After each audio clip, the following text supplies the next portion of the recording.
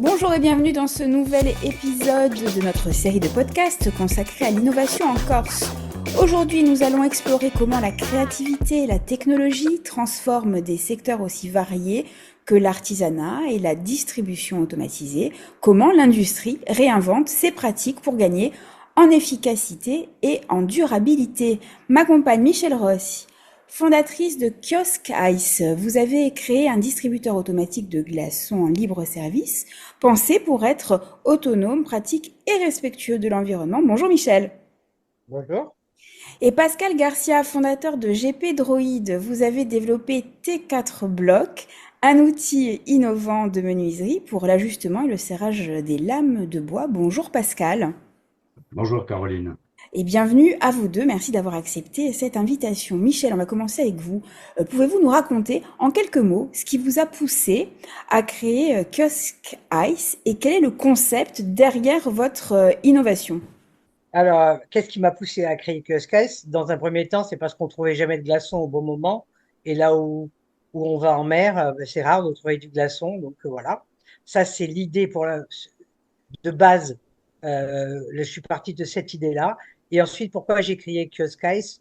Euh, il est évident que depuis des années, on distribue du glaçon de la même manière qu'au Moyen Âge, en le transportant de point en point. Et Kiosk Ice, lui, il fabrique et il distribue, et surtout, il distribue là où il fabrique. Et c'est la différence avec les autres. Il n'y a pas de coupure de froid et il n'y a pas euh, il n'y a pas de manque de glaçons puisque chaque fois que quelqu'un vient se servir, il fabrique. Voilà, donc en fait c'est la machine, que je comprenne bien, la machine génère le glaçon. Elle génère le glaçon et elle le distribue. Et à qui s'adressent justement vos distributeurs? Alors, mes distributeurs, moi, je travaille principalement en B2B, mais c'est quand même du B2B2C dans la mesure où derrière, on a besoin du client final, c'est-à-dire celui qui va aller en mer et qui cherche du glaçon à n'importe quelle heure avec Sky, il l'obtient. Merci Michel. Pascal, même question pour vous. Qu'est-ce qui a motivé la création de T4 Block et comment fonctionne cet outil de menuiserie? Écoutez, pour être assez rapide, en menuiserie, nous sommes confrontés au fait de devoir redresser des lames de bois quand on fait une terrasse en bois, quand on va habiller une façade en bardage. On reçoit des lames de bois qui ont été déformées, soit par leur usinage, leur séchage, leur transport. Et les constructeurs bois doivent redresser ces lames de façon à les rendre rectilignes avec des joints qui soient équivalents. Et ils vont donc devoir redresser ces lames et faire appel à des outils qui permettent de redresser ces lames. Il existe déjà un certain nombre d'outils sur le marché qui tentent de répondre à cette problématique, mais les acteurs de la construction bois ne les utilisent pas vraiment, ils utilisent des systèmes encore alternatifs de coins de bois, ou de systèmes assez archaïques, et donc est venue l'idée d'un nouveau concept d'outil donc, que nous avons mis au point, qui s'appelle donc le T4 Block, et qui, de par sa conception, tente de répondre de façon bien plus efficace à cette problématique de redressage de lames de bois du bâtiment. Et vous l'avez conçu tout seul ou vous êtes entouré d'une équipe? Comment avez-vous réfléchi à cet outil?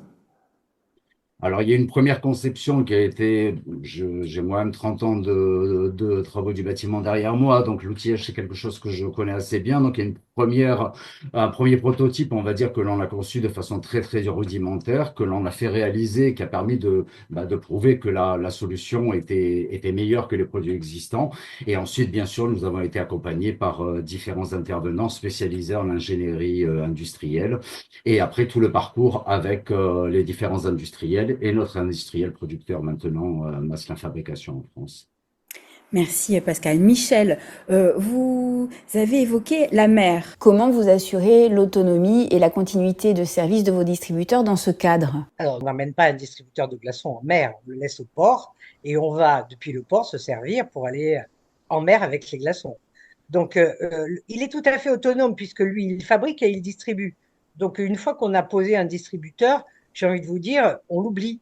Il génère du chiffre d'affaires sans avoir à pratiquement s'en occuper. Il y a très peu de choses à faire, très peu d'entretien.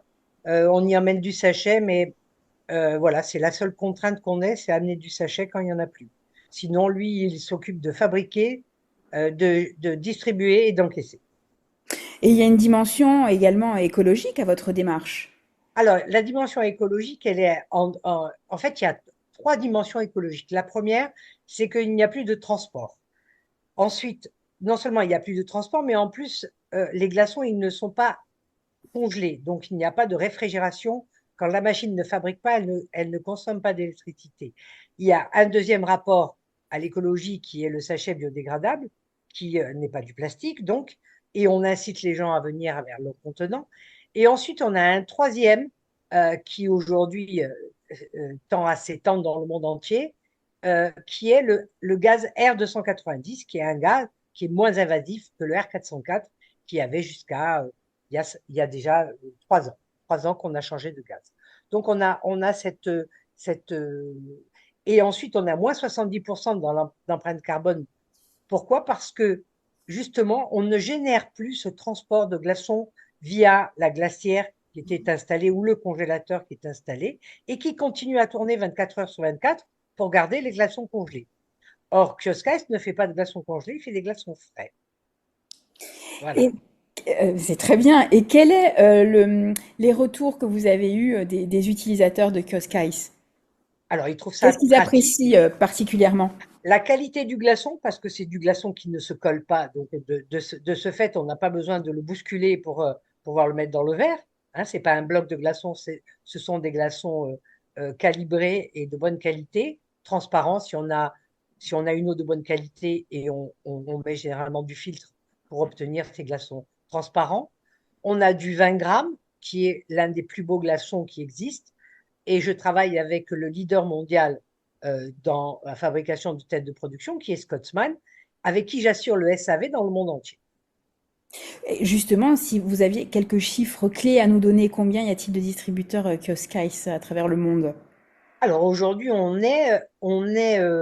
je dirais, au début quand même, hein, parce que moi, ça fait déjà un petit moment que je me débat là-dedans, mais j'étais peut-être un peu trop innovante pour le moment où je suis arrivée sur le marché. On a cessé de faire évoluer le distributeur parce que justement tout évolue aussi, hein. Et aujourd'hui, on peut compter à peu près 300-350 distributeurs dans le monde.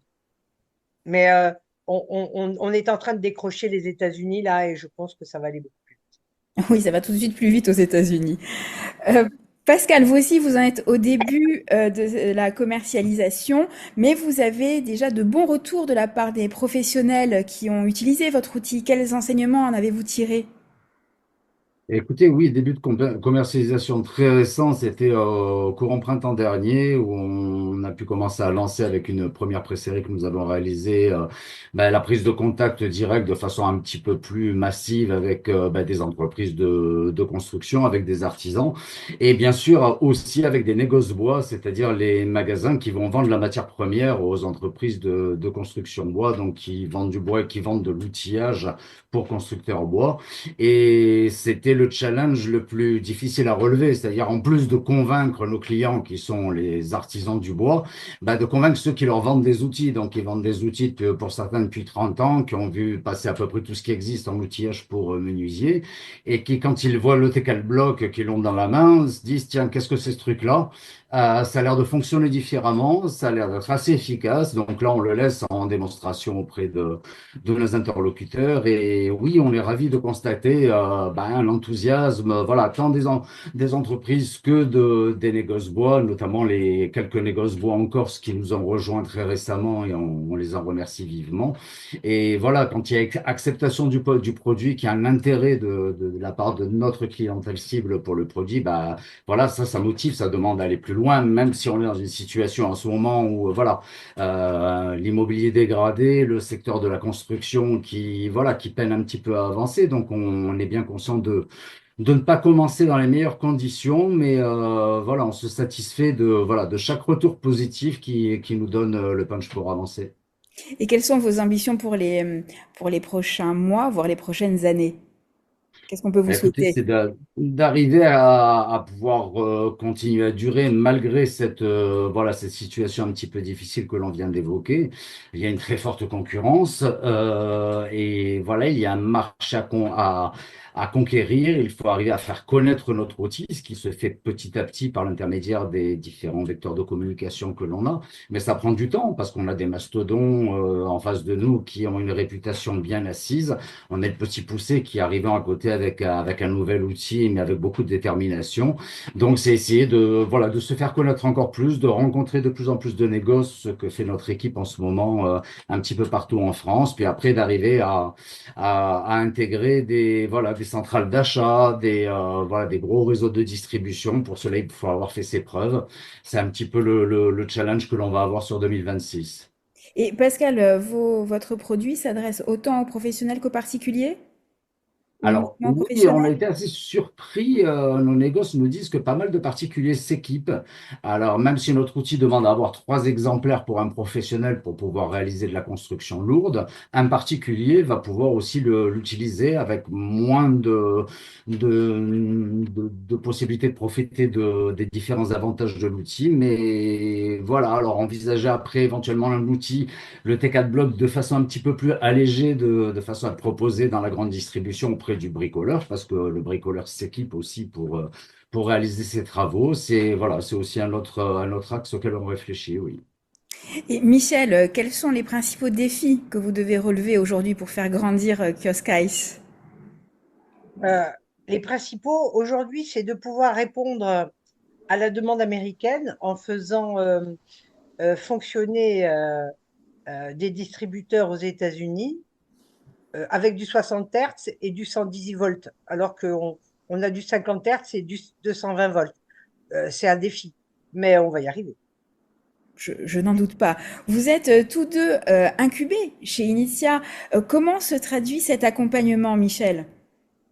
Alors, moi, me concernant l'incubation, ça fait longtemps que j'en suis sortie, puisque maintenant, je suis un peu. Mon produit, il date de 2014 avec Initia. Ils m'ont accompagné tant qu'ils ont pu, mais au bout d'un moment, ils m'ont mis dehors, hein. Même si on a gardé de très bons rapports, ils m'ont demandé, bon, allez, laisse la place aux autres, c'est beaucoup plus sérieux maintenant, donc tu n'as plus besoin de nous. Mais néanmoins, ils gardent toujours un regard sur moi. Je les en remercie d'ailleurs parce que c'est une super équipe et pour avoir discuté avec beaucoup de gens qui ont été incubés ailleurs, Initia est l'un des meilleurs incubateurs de France. Et ils vous ont suivi durant toutes les étapes? Tout le temps. Tout le temps, ils m'ont jamais lâché. Et puis encore maintenant, si j'ai besoin de quelque chose, ils sont là. Et voilà. Donc, je n'ai qu'à les remercier et à les encourager à continuer. Bon, c'est dit. Et pour vous, Pascal? Écoutez, pas grand-chose à rajouter à ce que vient de dire Michel, si ce n'est que voilà, toute l'équipe d'Inisier est pour nous un support qui est indispensable à l'avancée des. Bon, ça fait un peu plus de 2 ans que voilà, je suis suivi par Inisier, puis j'espère qu'ils vont continuer à me suivre, je n'en doute pas d'ailleurs. Mais et voilà, oui, c'est beaucoup d'aide à la réflexion, beaucoup de mise en relation, ce dont nous manquons désespérément à des moments. Donc, c'est un outil formidable, un outil indispensable voilà, pour le développement de l'innovation. Oui. Et pour conclure, auriez-vous un conseil pour les aspirants entrepreneurs qui souhaiteraient se lancer, Pascal? Bah, je leur dirais, voilà, de mûrir leur projet, puis quand ils ont commencé à cerner un petit peu ce qu'ils veulent faire et comment ils veulent faire, bah oui, d'aller taper à la porte de chez Inizia, par exemple, ce serait une très bonne démarche. Et voilà, après, de se préparer voilà, un parcours, non pas du combattant, mais un parcours qui peut parfois être un petit peu compliqué, hein, parce que ce sont des démarches qui demandent beaucoup d'implication, mais oui, oui, de se lancer absolument. Michel, le mot de la Ne fin. lâchez rien. Ne lâchez rien. Ne lâchez. Si vous croyez en vous, allez-y. Ne lâchez rien. C'est dit. Michel Ross et Pascal Garcia, merci pour ce partage dans ce nouveau numéro des podcasts de l'innovation by Initia. Je rappelle à nos auditeurs que toutes les informations sur Initia et ses programmes d'accompagnement sont disponibles sur le site www.initia.course, car on se retrouve bientôt pour un nouvel épisode dédié à l'innovation en Corse. Merci à toutes et à tous de nous avoir écoutés et à très vite.